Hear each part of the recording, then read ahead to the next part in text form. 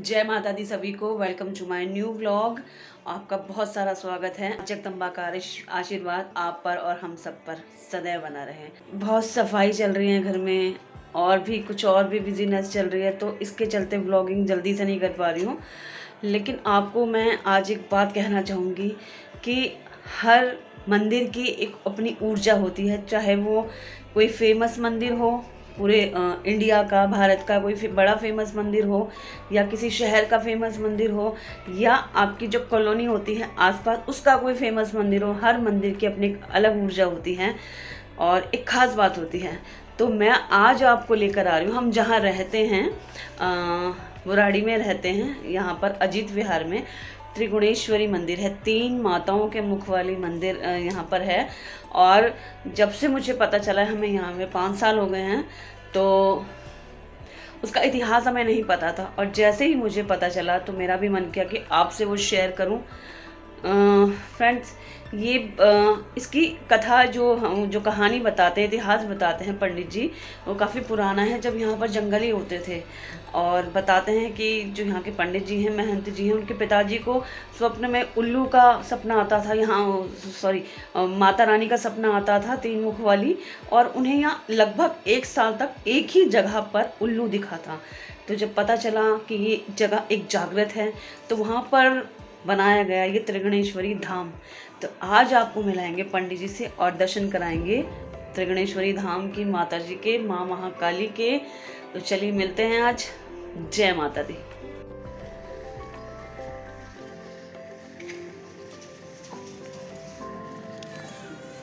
So friends, ये महिला यहाँ पर मंदिर की साफ सफाई का ध्यान रखती है और इसे सब लोग शबरी कहते हैं। सो फ्रेंड, मंदिर में प्रवेश करते ही सबसे पहले हमारे गुरु साईं बाबा जी, ओम साईं राम, और ये साथ में हैं राम दरबार, जय सिया राम, जय श्री हनुमान जी महाराज, और यहीं पर ही है माता अंजना, जय श्री राम।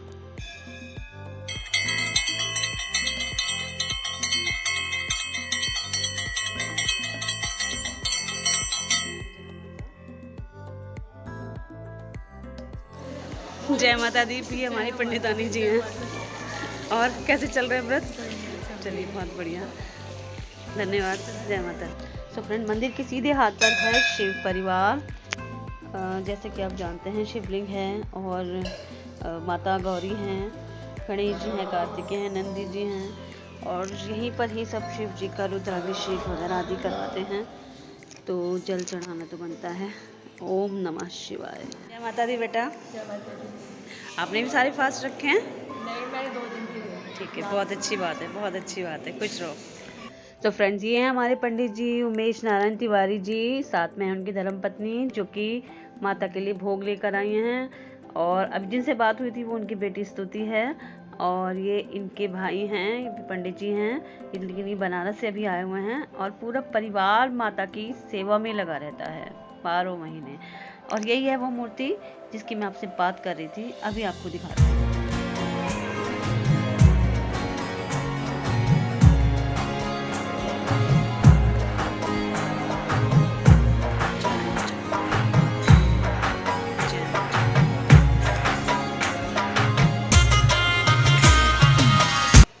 तो फ्रेंड्स, ये है मंदिर के वैसे तो ये मेन गेट था, लेकिन जहाँ से मैंने एंट्री की है, जहाँ से मैंने प्रवेश किया था, अब वो मेन गेट हो गया, क्योंकि इस तरफ की गली छोटी है। तो मंदिर के इस साइड पर यहाँ पर हवन करने का जगह बनी हुई है। शनिदेव का मंदिर है, नवग्रह हैं, और पेड़ पौधे लगे हुए हैं, पीपल है, बरगद है, बहुत ही सुंदर। यहाँ सभी लोग अपनी आते हैं, महिलाएं आती हैं, अक्सर पूजा अर्चना करती हैं। फ्रेंड्स, ये हैं वशिष्ठ नारायण तिवारी जी, जिन्होंने इस मंदिर की स्थापना की थी।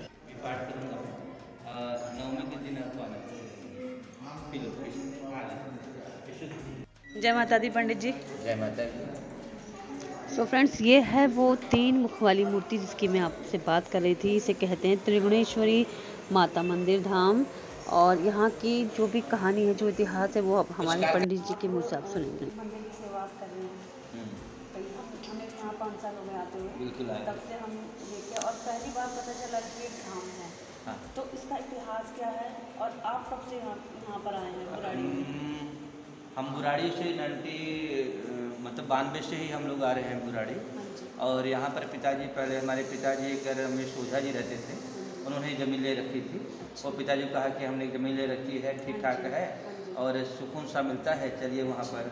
तो पिताजी हमारे कनाट प्रेस काली मंदिर बंगला साहिब रोड पर बहुत पुराने आदि पुजारी, उनके आने से पहले काली मंदिर पर 8 ब्राह्मण जो है पुजारी जो है जा चुके थे, टिक नहीं पाए। अच्छा जी। पिताजी आए, हमारे ऐसे पिताजी और माँ के सेवक, अनंत सेवक जो कह सकते हैं, कि 5 साल की छोटी सी उम्र में उन्होंने गुरु हनुमान जी और माँ कालिका को पकड़ लिया और लगातार उन्होंने मैया की सेवा की।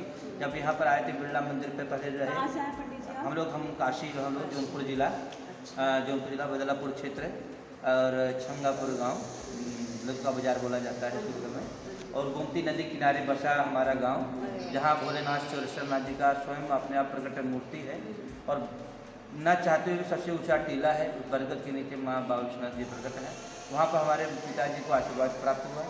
और 5 साल की उम्र में ही सांप वहाँ निकला था। जब पिताजी को देखा सब लोग कहा कि हाँ पिताजी, कुछ ऐसी अद्भुत घटनाएं होती हैं कुछ महापुरुष के साथ जो उनको उस तरफ खींचती हैं।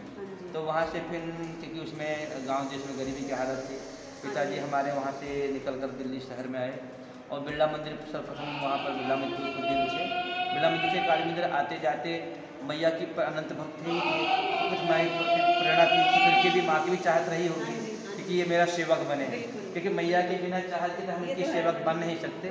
तो हम पुजारियों की सेवा, तो पिताजी हमारे सेवक बने। भगवान भी अपने भक्तों को भक्त चाहते हैं तो चुनता है वो, तो चुना पिताजी को। तो पिताजी वहाँ पर वैष्णो संप्रदाय ला दिए, लेकिन वहाँ दारू चढ़ता था, बहुत कुछ चढ़ते थे, माँ को, कालिका माई को चढ़ता भी है। फिर भी पिताजी को वही कहते हैं ना, चंदन विष व्यापक नहीं लिपटे रहे उदंग, जैसे चंदन पे विष व्यापा रहता है लेकिन उसके अंदर उसकी शांति नहीं जाती, विष नहीं आता, फिर चंदन विष प्रवेश नहीं करता। जिससे कि सांप में क्या होता है, गर्मी होती है और ठंडक के चाहत में वो चंदन से लिपटे रहते हैं। आप कोई चंदन पेड़ चले जाइए, सांप में लिपटे रहेंगे, लेकिन चंदन में विष व्याप नहीं होती। इस तरह हमारे पिताजी में संत पुरुष से फिर में ये सब दुष्प्रभाव नहीं आए और उन्होंने माँ की अत्यंत सेवा की। उसी समय हमारे महंत उमा शर्मा जी काली मंदिर के, उन्होंने भी एक जोड़ी बनी नरेंद्र चंचल के साथ, गायकार मशहूर पंजाबी नरेंद्र चंचल जी। तो उनकी आवाज़ किसी फिल्म सितारों से नहीं मिल खाई, तो वो भी गायकार। तो माता के भेंट उन्होंने 2-3 गाए, तो उन्हें मुझे बुला लिया, शेरा वाली है, चलो बुलावा आया है। तो ये सब भेंट गाने से प्रसिद्धि प्राप्त की। और शर्मा जी भी माँ के भक्त थे, तो तारा रानी कथा कहते थे और ये गाना हम जगराता कहते थे। तो जगराता उसमें बहुत चलती थी, आज तो चौकी आ गई, पर एक समय था जब जगराता चलती थी। रात 10 बजे जो खाना पीना खाकर पंजाबी परिवार बैठते थे और रात की 4 बजे तक जो है भोर कथा होती रहती थी और फिर भंडारा होकर ख़त्म होता था। अब थोड़ा सा बदलाव आ गया। तो हमारे पिताजी कनाटपेट से काली मंदिर से यहाँ पर बार बार आए और जिस स्थान पे मैया विराजमान है, यहाँ पर कई बार उन्होंने उल्लू के दर्शन किए। किसके दर्शन किए? उल्लू के। तो यहाँ खाली जमीन थी तब? हाँ, खाली जमीन थी, लेकिन यहाँ पे बार बार आए और बहुत नीचे भी था, तो उल्लू यहाँ विराजमान रहता था। तो पिताजी ने यहाँ कुछ मैया लक्ष्मी जी का आदि शक्ति स्वरूपों में प्रादुर्भाव सा नजर आया। और फिर रात के सपनों में माँ कालिका जो है वो माँ दुर्गा लक्ष्मी स्वरूपा में नजर आए। कई बार उन्होंने कहा कि तूने मेरी एक रूप की पूजा की है, मेरी कालिका माई की रूप पूजा की। तो काली ही रूप में मैं तीनों रूप में भी हूँ, मैं ही महालक्ष्मी, मैं ही माँ सरस्वती हूँ, मैं ही कालिका 10 महाविद्या रूप में परिवर्तित हूँ। पंडित जी, 3 जो रूप है माँ के, त्रिगुणेश्वरी बोलते हैं, इसका क्या वो है? ये उसका विश्लेषण यही है, जब मैया जो है पहले गौरी भी थी, कालिका काली थी, तो काली से गौरी हुई। तो माँ कालिका जब वो कालिका के रूप में थी, उनकी जो है दुर्गा सप्तशती में भी 4थे अध्याय, जहाँ पर 5वें अध्याय में कहा गया है, दूसरा अध्याय जो शुरू होता है, वहाँ पे बोला है अक्षत परसम गणेश कुलसम पद्म धनुकम दंडम घंटाम पुरम बांधत में स्वरूपम। तो महालक्ष्मी जो है वो कालिका, और चौथे दिन काला रंग कटाक्ष, मतलब दुर्गा जी जो है काली रूप में विराजमान है। तो क्योंकि माँ गौरी के शरीर से ही कोश की रूप प्रकट हुआ था, जिसने सुमन ने जिसको ललकारा था कि मैं शादी, माँ ने कहती है कि मैं शादी उसी से करूँगा जो मुझे युद्ध में हरा सकेगा। तो माँ कालिका जो है त्रिगुण रूप में विराजमान है और रंग के 2 ही रूप हैं, एक गोरा एक काला। तो गोरे में तो गौरी हुई और कालिका में काली रूप में हुई। तो माँ काली के 10 कालिका रूप भी हैं, इसके अलावा 10 महाविद्या भी हैं, 9 दुर्गा भी हैं। तो 10 महाविद्या में सर्वप्रथम जो माँ का नाम आता है वो कालिका का आता है, दूसरा तारा, फिर छिन्नमस्तिका, धूमावती की मातंगी, बगलामुखी, ये 10 महाविद्याओं में नाम आता है। तो माँ कालिका जो है, तो पिताजी को माँ ने कहा मेरे त्रिगुण रूप की जो है पूजा कर, मैं महालक्ष्मी, महाकाली, महाशक्ति, जिस तरीके से वैष्णो माता में पिंडी रूप में पूजी जाती हूँ, त्रिकोण में विंध्यवासिनी बसी हूँ, और कामरूप कामाख्या में मैं मूल अंश रूप में प्रकट हूँ, उसी तरह दिल्ली में भी मेरा त्रिमूर्ति रूप में आने का सपना है, मेरी इच्छा है। मतलब कहीं देखा नहीं क्या ये 3 रूप और भी हैं कहीं भी हमारे हमारी जानकारी में तो नहीं है, क्योंकि पिताजी इसलिए इनको त्रिपुर महासुंदरी भी कहते थे, क्योंकि यही माँ त्रिपुर सुंदरी है।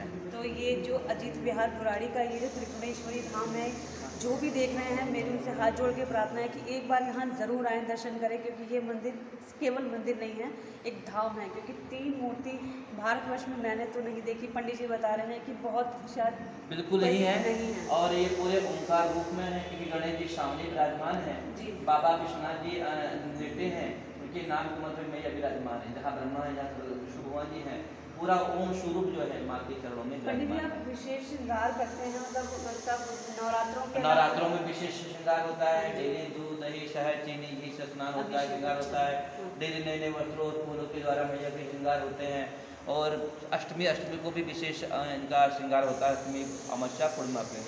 इसके अलावा डेली जो है गंगा जल से, दूध से कभी, और विशेष स्वरूप में विशेष इनका स्नान श्रृंगार होता है।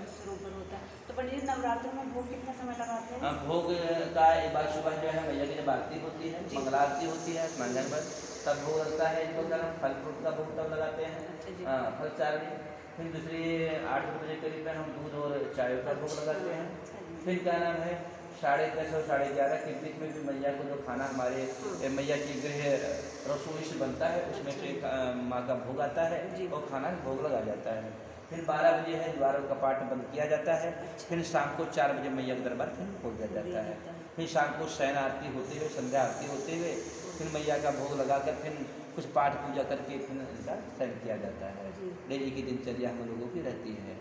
पंडित जी आप बहुत सुबह का श्रृंगार करते होंगे, बहुत अर्ली मॉर्निंग करते हैं। तो कोशिश रहती है कि इस नवरात्र में तो 4 साढ़े 4 बजे शुरू हो जाता है मैया का श्रृंगार, और दिनों में क्या नाम है 5 बजे और शुरू हो जाता है। शनिवार का इनका भी मंगल शनिवार विशेष दिन रहता है। शनिवार को दिन प्रातः भक्त लोग 4:30 बजे भी आ जाते हैं, 4 बजे भी आ जाते हैं तिल के दिया जलाने। और मैया का दिन होते हुए दिन नींबू की विशेष माला चढ़ती है कामना के लिए। अगर कोई बाधा है, कोई आपके गृह क्लेश है जो नहीं छूट रहा है आपका, आपकी कोई नौकरी में कहीं बाधा है, कहीं भी आपके जीवन में कोई दिक्कतें हैं, उन बाधाओं के लिए भक्तगण जो है माँ को नींबू की माला 11, 21, 108, 51 की चढ़ाते हैं। हाँ, जैसे नवरात्रों में हमारा 9वीं के 9 दिन भंडारा हवन होता ही होता है। प्रथम दिन कलश स्थापना होता है, जन्माष्टमी प्रोग्राम रहता है हमारे दरबार में, महाशिवरात्रि को प्रोग्राम रहता है, बसंत पंचमी प्रोग्राम होता है। हमारे दरबार में बाबा साईं जी भी लगे हुए हैं, तो 1 दिसंबर को उनका भी हम प्रोग्राम करते हैं। और जो भी दरबार में विराजमान हमारे देवी देवता हैं सबकी विशिष्ट दिन हम उनकी पूजा करते हैं। जैसे भैरव जी का भैरव जयंती पर हम उनकी स्थान पूजा करते हैं। मार्गशीर्ष अष्टमी तिथि पर जो भैरव जयंती आता है उसमें करते हैं। इसके अलावा हर मंगलवार को हनुमान जी का सुंदरकांड पूजा कथा होता है। रविवार के दिन हर मंगलवार को शाम को 8 बजे के बाद सुंदरकांड होता है हर मंगलवार को।